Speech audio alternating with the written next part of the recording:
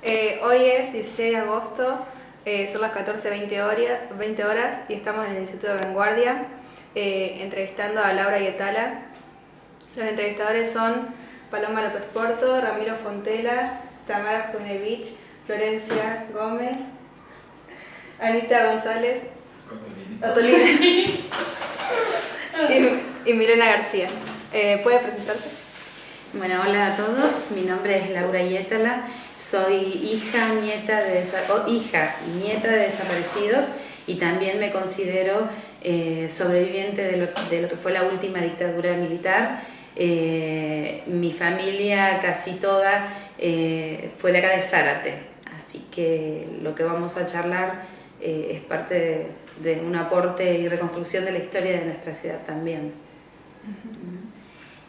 ¿Cuál es tu vinculación con el tema de los derechos humanos? Bueno, me vinculo a raíz de esto que les contaba, de ser hija de desaparecidos. Yo tengo desaparecido a mi mamá y a mi papá, los nombro como para que quede también registrado para ustedes. Mi mamá se llamaba Estela Susana Calí, mi papá se llamaba Guillermo Yetala, mis abuelos por parte de mi mamá se llamaban María Esther Filippi y mi abuelo Ítalo Américo Calí. También está desaparecida mi abuela, que se llamaba Hanna Beurunen de Yetala, y su consuegra, que es la señora Dominga Bazana. No todos nacieron en esta ciudad, pero vivieron acá la mayor parte de sus vidas, ¿no? Bueno, a raíz de la desaparición de ellos y que con la llegada de la democracia se los esperaba con vida, pero esto no sucedió y se empezó a trabajar concretamente la idea de que los desaparecidos estaban muertos. Bueno, uno comienza a preguntarse, ¿no? Bueno, están, pero ¿dónde están? En algún lugar están, ¿no? Esta palabra desaparecida hace que se perpetúe en el tiempo como una forma de tortura emocional y psicológica y hace que uno se movilice.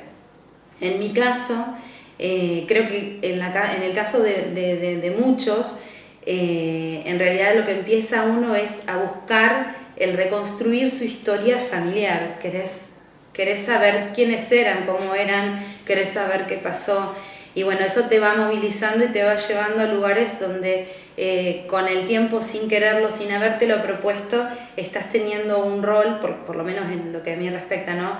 Un rol activo en la sociedad que tiene que ver con esto de buscar la memoria, de buscar justicia y de buscar la verdad, porque los desaparecidos no están ni vivos ni muertos, están en un lugar muertos, pero hay esta idea en el aire que uno quiere saber la verdad concreta. Así que bueno, todo eso me llevó con los años, primero en el armar con la familia, con los vecinos, a ver quién los conocía, porque es como, para esto yo no les conté que cuando se llevan a mis padres, yo no tenía ni un mes de vida. Tengo una hermana biológica que se llama Amanda, ella tenía 2 años y medio, así que, ¿qué me iba a contar ella? De nuestros papás. Tiene recuerdos, pero muy poquitos. Y crecimos con, gracias a Dios, parte de nuestra familia, con unos tíos abuelos. Eso nos facilitó conocer más de una determinada área de la familia, que era la familia de mi mamá. Y así que bueno, así esto empezó, primero la búsqueda personal de reconstruir la historia, desde imaginar, por ejemplo, o pensar qué le gustaba a mi mamá, a mi papá, quién cocinaba mejor, qué pasatiempos tenían, qué sueños tenían, miles de cosas. Pero esto se fue profundizando y bueno, con el tiempo primero me acerqué a lo que fue en su momento la Casa de la Memoria, más o menos de esto hace como más de unos 10 años atrás. Fue mi primer apertura hacia lo que tiene que ver con una organización y bueno, ahí gracias a Dios encontré un montón de gente, sobrevivientes que compartían sus historias, que algunos habían conocido a mi familia, entonces ayudaron también un poquito y bueno, entendí que tenía una responsabilidad de contribuir con la memoria contando mi historia. Yo varias veces he visitado colegios, también para contar mi testimonio. Y hasta ese momento básicamente lo que hacía era compartirlo en las iglesias para poder brindar esperanza de cómo uno puede, con tanto dolor, lograr algo más, ¿no? Así que no sé si más o menos. Bueno, yo actualmente pertenezco a una asociación que es Memoria, Verdad y Justicia, que también, o sea, entre todo lo que uno, no solamente compartir hacia la sociedad, con los testimonios, apoyando, estando en los momentos y las fechas claves, sino que también se trabaja con el hecho de lo que tiene que ver la señalización de lo que fueron los centros clandestinos en nuestra ciudad y seguir buscando justicia. Eso también es algo que uno hace, ¿no? Trabajar para aportar datos a la justicia que puedan servir para que en algún momento, cuando lleguen los juicios, se pueda obtener la verdad y también un poco de justicia condenando a los responsables. Bueno, vos eras muy chica, pero todos estos familiares que vos decís que fueron desaparecidos realizaban una actividad que era prohibida por la dictadura, ¿o qué es lo que pasó? ¿Por qué se los llevaron? Me encanta tu pregunta, porque es muy común que la hagan, y ante esto me gusta decir que todos tenemos la misma curiosidad, porque es una pregunta que yo misma me he hecho cuando era chica, pero en realidad hay que preguntarse, ¿había que tener algo que ver? ¿Había que estar metido en algo para que justifique lo que pasó? Y en realidad no. Me gusta aportar esa otra reflexión. Y para responderte, en el caso concreto de mis padres, ellos pertenecían al PRT, que era el Partido Revolucionario, PRT, Revolucionario de los Trabajadores, del cual dependía el ERP, que era el Ejército Revolucionario del Pueblo. En el caso de los abuelos no tenían participación, ninguno de ellos, y lógicamente los niños tampoco, porque nosotros estuvimos en el secuestro y probable ejecución de las abuelas en una casa que fue bombardeada, por eso yo al principio les decía que fui sobreviviente también. Así que, como para contestar un poco, para ver, porque uno tiende como a prejuzgar qué había detrás, y realmente para justificar esta locura, nada, no hay nada que lo justifique. ¿Y tus papás cuántos años tenían aproximadamente? Mi mamá, cuando se la llevaron, tenía 24 años y mi papá tenía 33 en ese momento. Yo hoy tengo más edad de la que llegó a tener mi papá, por ejemplo, y estoy ya más cerca de tener casi la edad de una de mis abuelas, tengo 39 años. Pero me queda más corta la brecha para empezar a alcanzar la edad de mis abuelos.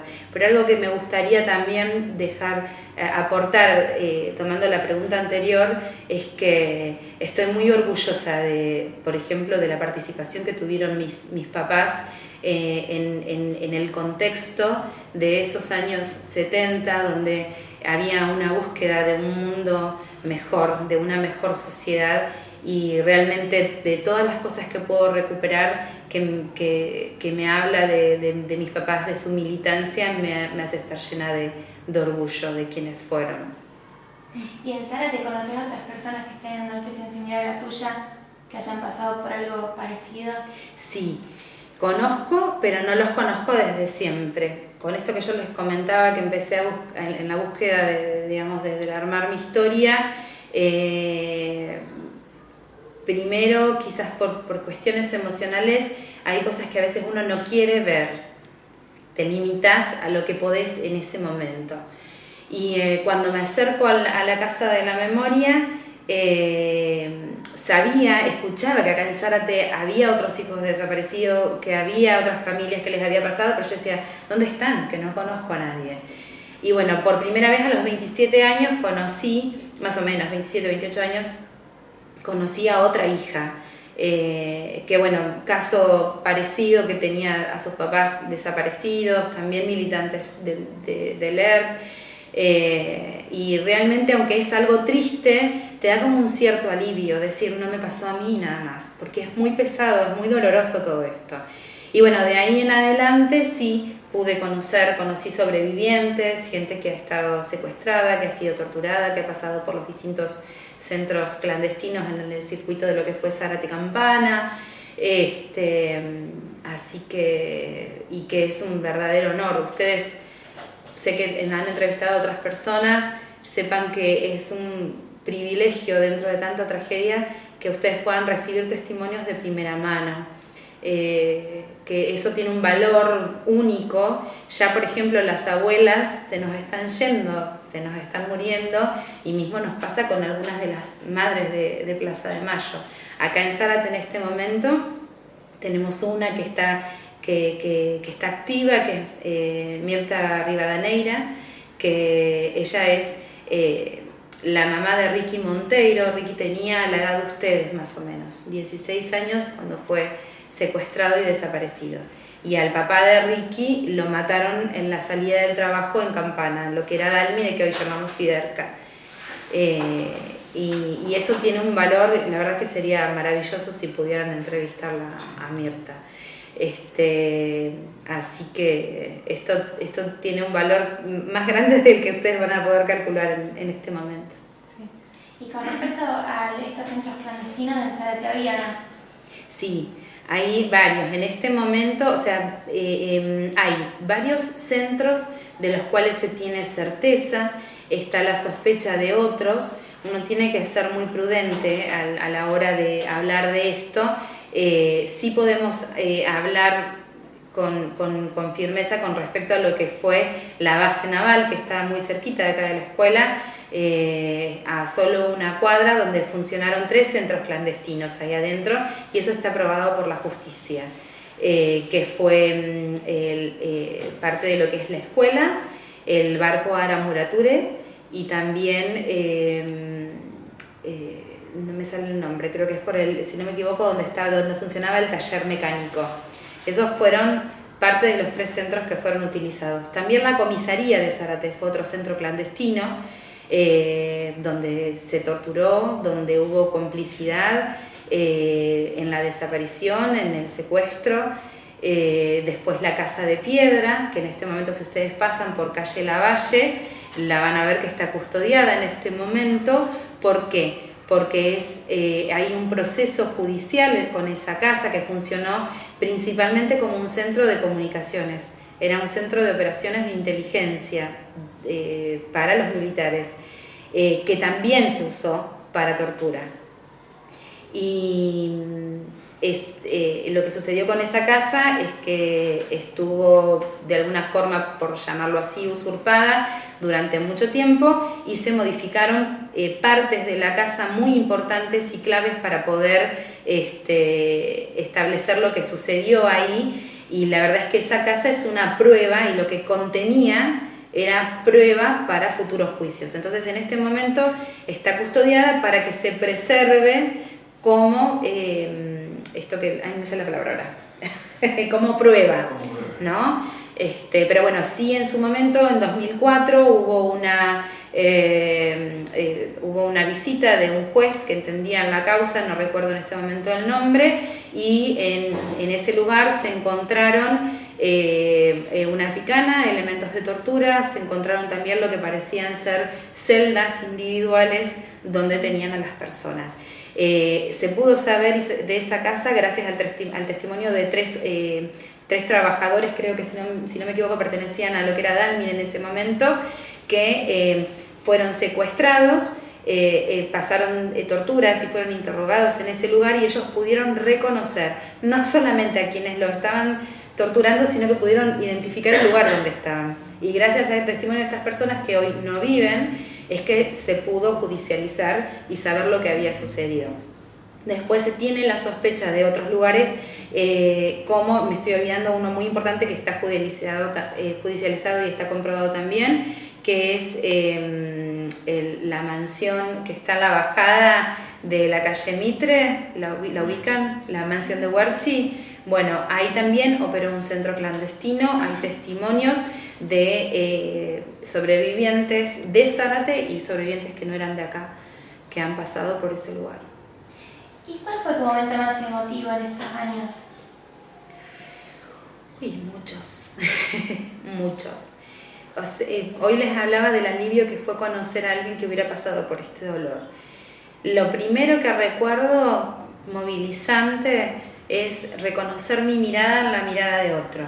Eso fue algo para mí que me emociona hasta el día de hoy, porque esa cosa de no sentirte solo en esto tan pesado. También algo muy fuerte es que no solamente gran parte de mi familia, casi toda te diré, fue desaparecida, sino que los siguientes familiares más cercanos que teníamos, que era la hermana de mi mamá y el hermano de mi papá, tuvieron que sufrir el exilio, muy lejos de acá. Y eso fue muy difícil también, parte de lo que nos dejó esta dictadura. Y bueno, el reencuentro con ellos. O sea, para mí, indefectiblemente, cuando yo vi a mi tía por primera vez, tenía casi 10 años, solamente había intercambiado algunas cartas con ella.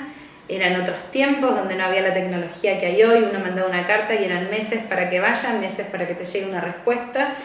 Y bueno, no pude evitar transferirle esa imagen materna a ella, y cuando tenía 12 años pude conocer al hermano de mi papá, y bueno, me pasó más o menos lo mismo, conocer a mis primos, 2 de los cuales nacieron en el exilio.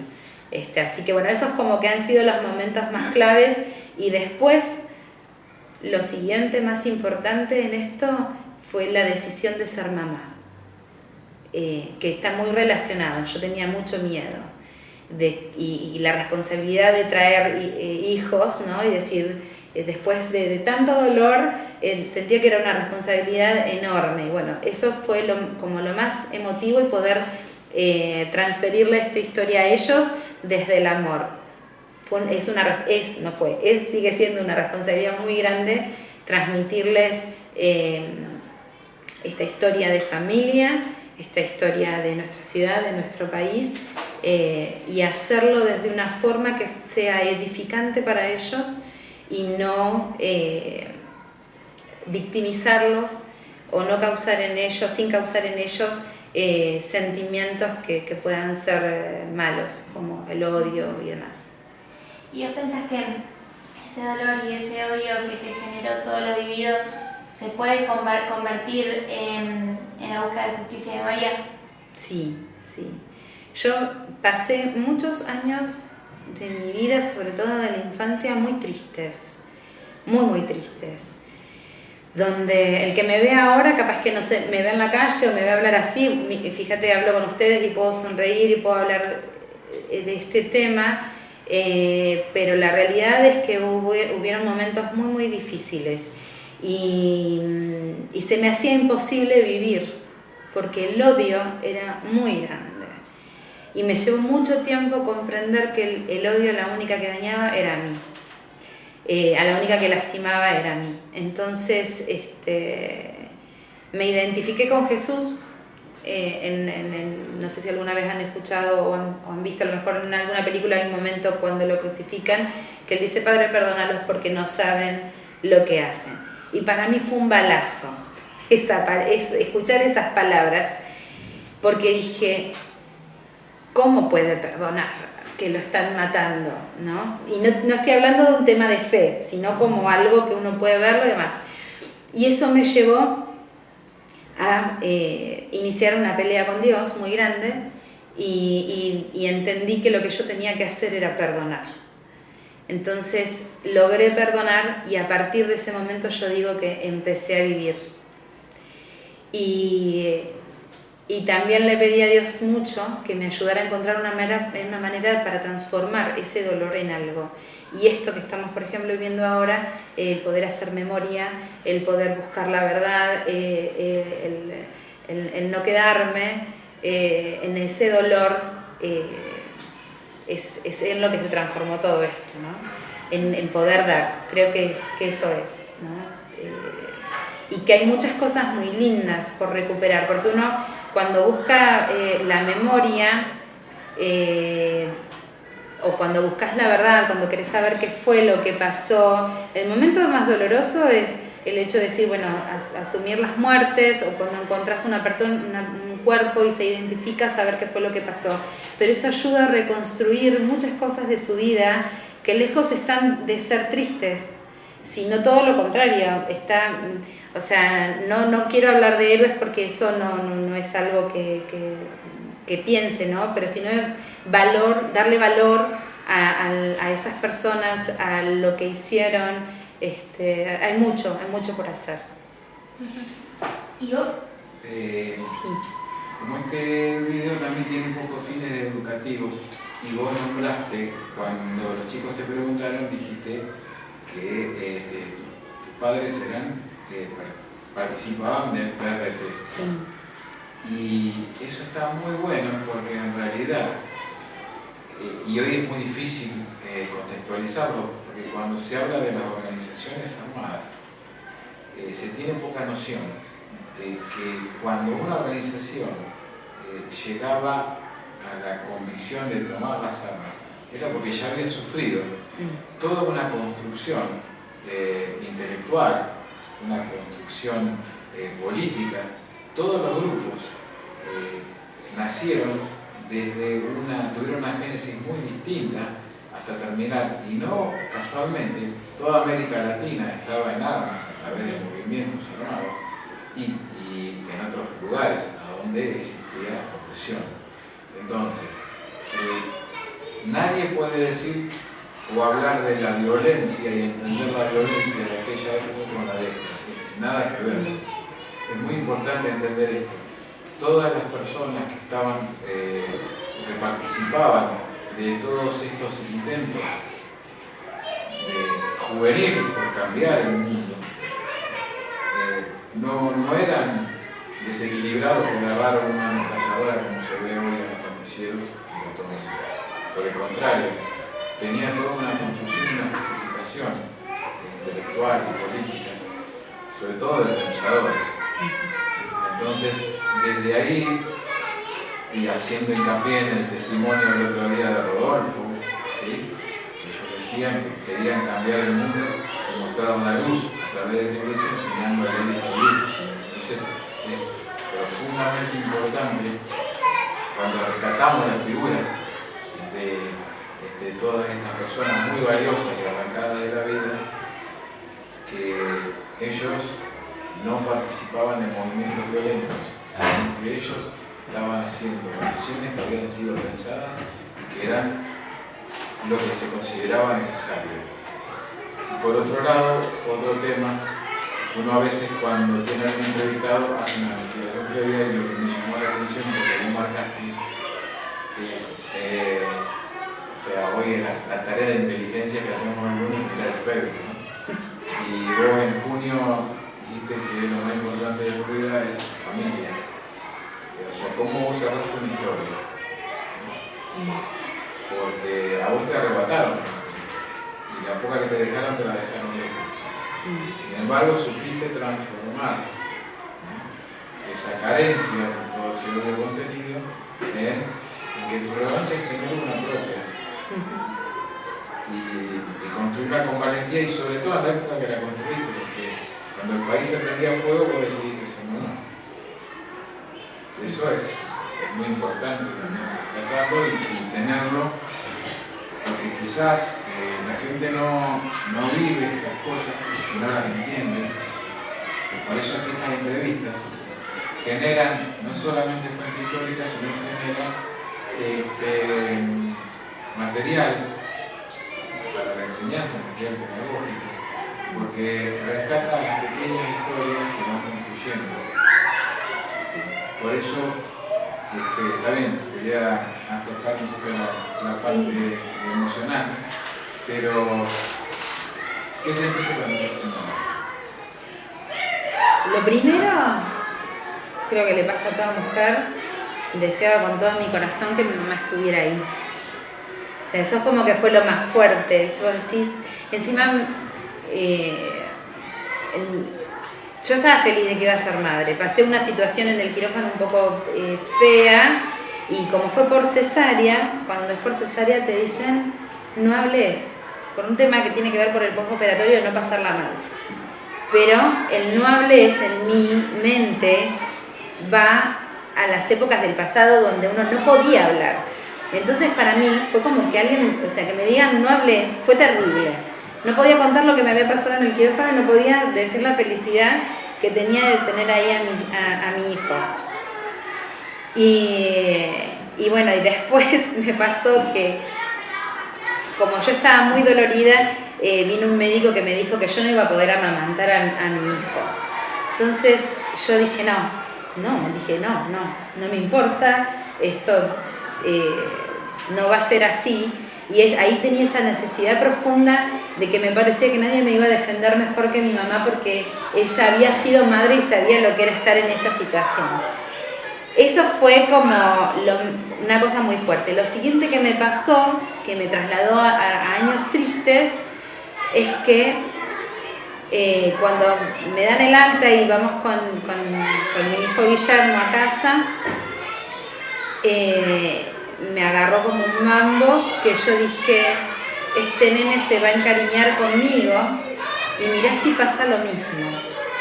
Mejor que no se apegue tanto a mí. Mirá vos la locura que uno puede llegar a tener. Y yo se lo cuento siempre a mi hijo, porque tengo miedo que eso que yo hice le haya causado algún mal, que lo haya dañado en su autoestima, algo, pero realmente es que en mi instinto protector yo no quería que él sufra lo que yo sufrí, que a los 21 días de vida yo fui arrancada de mi mamá. Entonces, bueno, fue eso como muy loco y luchando con mis sentimientos, porque yo decía, no hay nada mejor para un bebé que su mamá, pero al mismo tiempo tenía miedo que él sufriera si volvía a pasar lo mismo, que esta vez me llevaran a mí. Y cuando Guille llegó al día 22 de nacido, es como que bajó un alivio de decir, bueno, ya pasamos por lo peor. Y estoy acá y estoy con él. Fue como muy, muy fuerte. O sea, yo se los cuento así, es anecdótico, es un poco loco, pero muy, muy fuerte, y esa cosa de necesitar profundamente a la familia.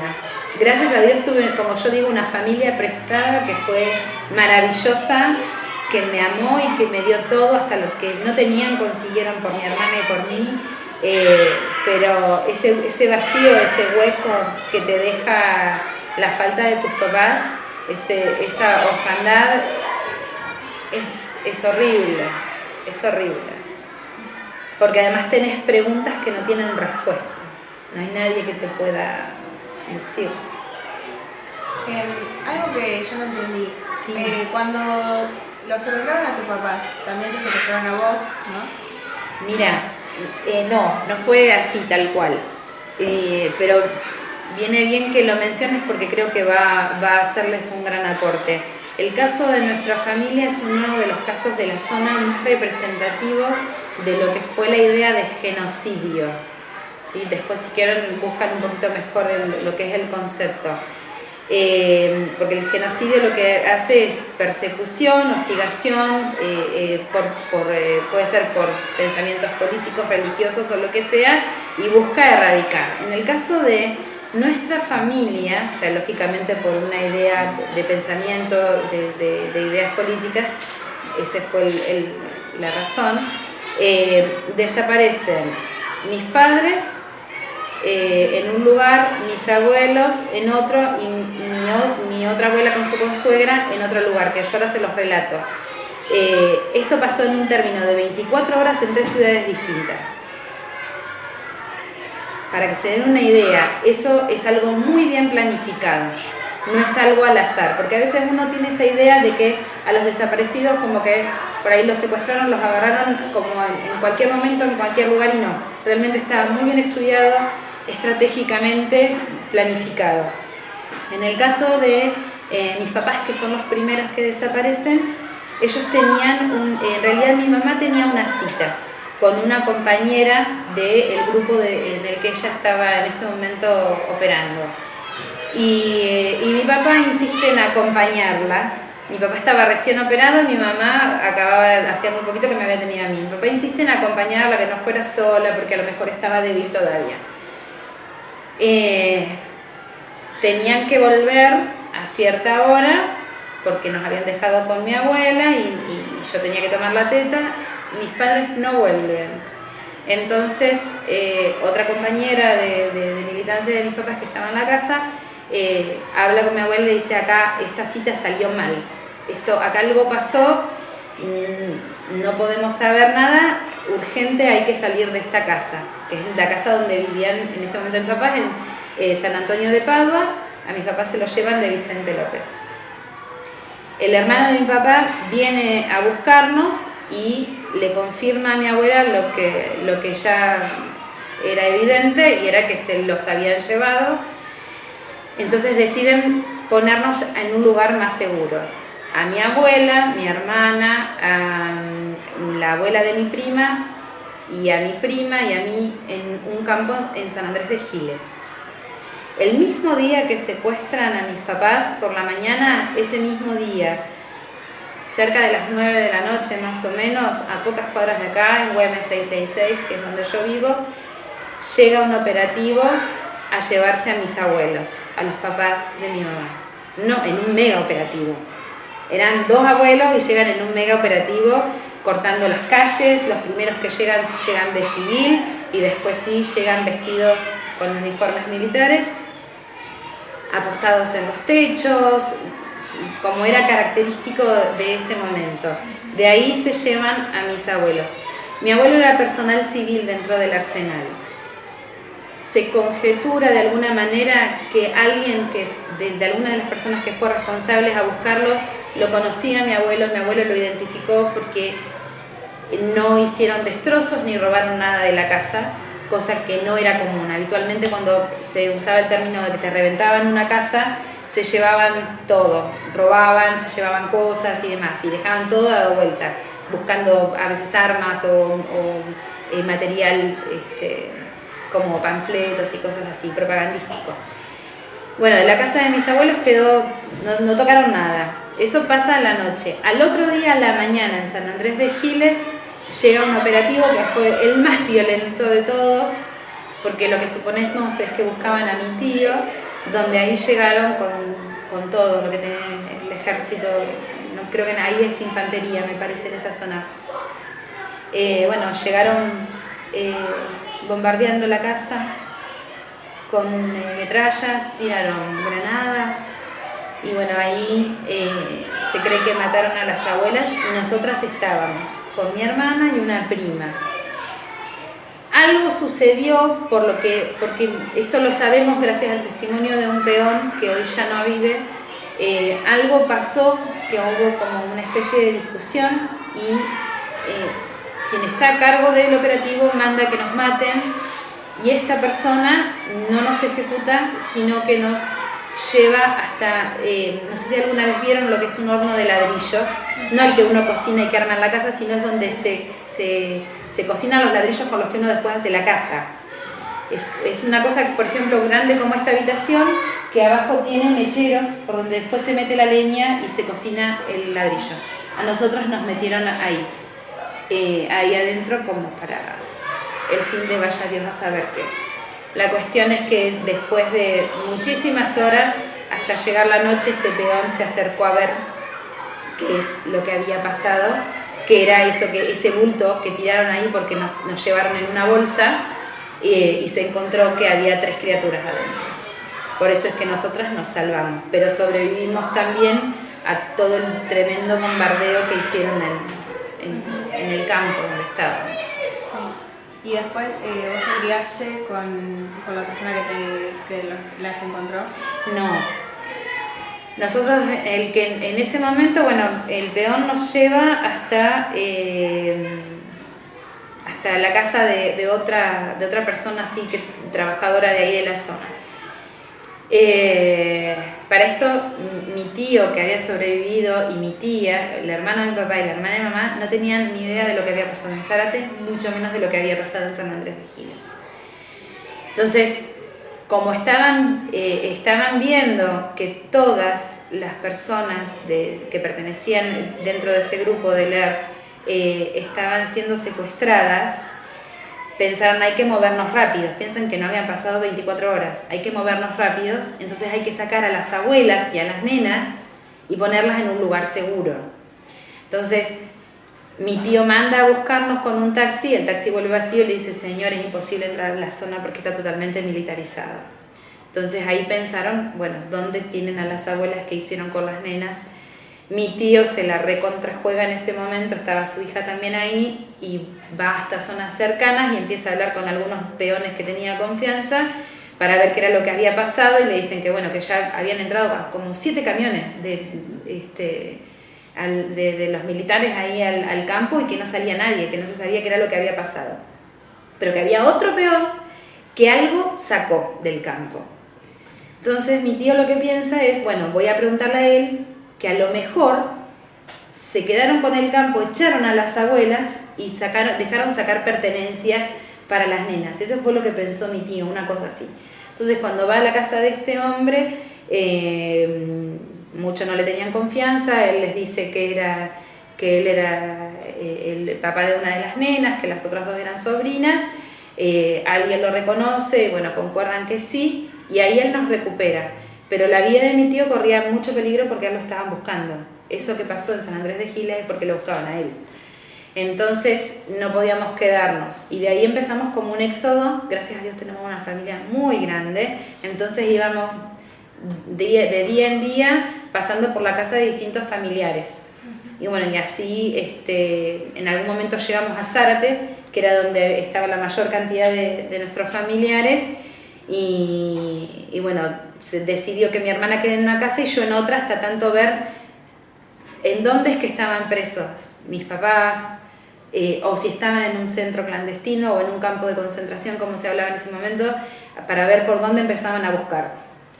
Después, al final, cuando esa noche que fue que este hombre nos rescató, yo estaba con hipotermia. Entonces tuve muchos problemas respiratorios.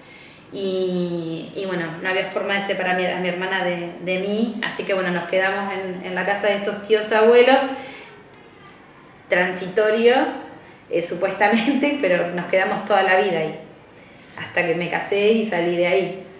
Así que, pero bueno, un poco así fue la historia.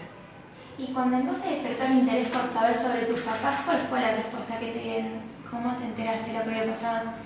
Siempre en mi casa siempre se hablaba, aparte con esto de como era una familia muy grande, no hubo un momento en que yo me enteré que era hija de desaparecidos, sino que lo supe siempre. Y además mi hermana, que era más grande, un poquito más grande que yo, ella me inventaba historias para mí. Entonces, para tratar de contarme a modo de cuento qué era lo que había pasado. Entonces, siempre de alguna forma era tema sobre la mesa, pero en ámbito familiar, porque no se podía hablar de estos temas en otros ámbitos.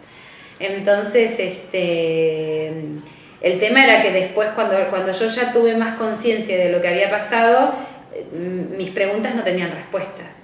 Eran todas preguntas que nadie podía responder y yo no lo entendía. Para mí era que no me querían decir. Entonces, es muy difícil entender este concepto de desaparecido, ¿no? Y yo preguntaba, ¿pero cómo? ¿Pero cómo? Y no puede ser, pero ¿en dónde están? ¿A dónde los llevaron? Y no se sabe. ¿Y cómo no se sabe? Son preguntas que las hice 1000 veces y nunca hubo respuesta, porque hasta el día de hoy no hubo quien pueda darla. Entonces, y uno lo que persigue además, con esto que yo decía de armar la historia y de buscar la verdad es que uno quiere saber qué pasó con nuestros familiares. Lo que probablemente haya sucedido por la fecha en la que fueron los... perdón que yo por ahí me suelto y hablo, como que engancho un tema y me interrumpe. Lo que probablemente haya pasado por la fecha en que fueron los secuestros, por la zona en la que todo lo que pasaba en lo que era el área 400, que no sé si a lo mejor lo han visto con Rodolfo, lo han charlado, dependía de Campo de Mayo. Entonces todas las personas que eran secuestradas en esta zona pasaban por Campo de Mayo. En el año y más o menos los meses en que es secuestrada nuestra familia, que es mayo del 77, se cree, por ejemplo, en el caso de mis abuelos de acá de Zárate y mis papás han ido y el fin haya sido los vuelos de la muerte. Los vuelos no eran semanales, sino que se programaban con cierta antelación, así que más o menos lo que se piensa es que tanto mis abuelos maternos como mis padres han estado alrededor de unos 5 meses en el campo de concentración hasta que fueron arrojados en alguno de los vuelos. ¿Y vos pensás que si no habrías vivido todo lo que viviste, hubieras estudiado todos estos temas, o sea, estarías tan interesada en todo este tema de los derechos humanos y todas esas cosas? Probablemente sí, porque calculo si mis papás hubieran vivido, nos hubieran transmitido las mismas inquietudes que ellos tuvieron y por lo que lucharon, no me hubiera sido indiferente. No sé, o sea, en qué contexto, ¿no? Pero sin dudas que no hubiera hecho oídos sordos, para nada, para nada. Por ahí una cosa que me gustaría mencionar, a veces uno tiene la idea de que la dictadura fue del 76 al 83 y ahí terminó. Y la realidad es que eso no sucedió. O sea, sí, obviamente el tema de estar en el poder y demás, y que durante los siguientes años, o sea, uno cuando ve a las madres y ve a las abuelas y ve dentro de la organización hijos, hay gente que podría ser mi madre o mi padre porque eran mayores en ese momento.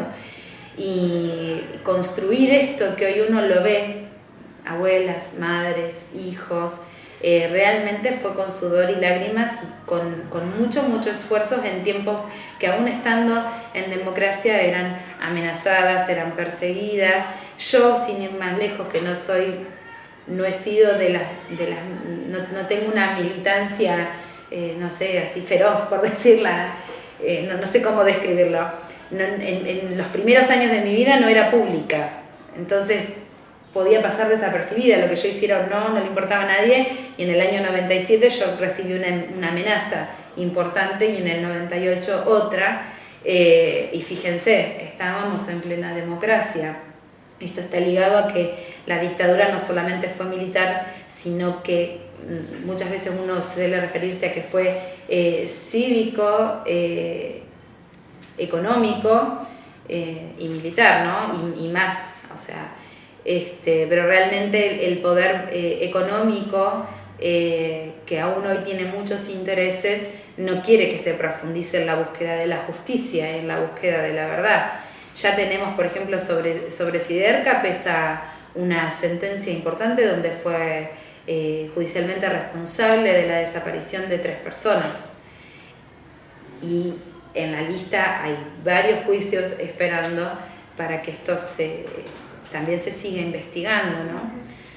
Así que, pero bueno, eso para que vean, porque a veces para ustedes es más difícil, porque ya lo que están viendo es hacia atrás, de algo que no tienen memoria, no tienen recuerdo.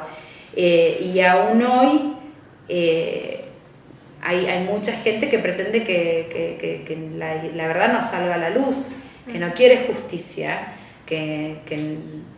bueno, ¿qué le va a hacer? Uno no va a parar, va a seguir buscando. Entonces hay algunos que tienen un poco más de poder y tratan de amenazar de diferentes formas para que uno no llegue a la verdad.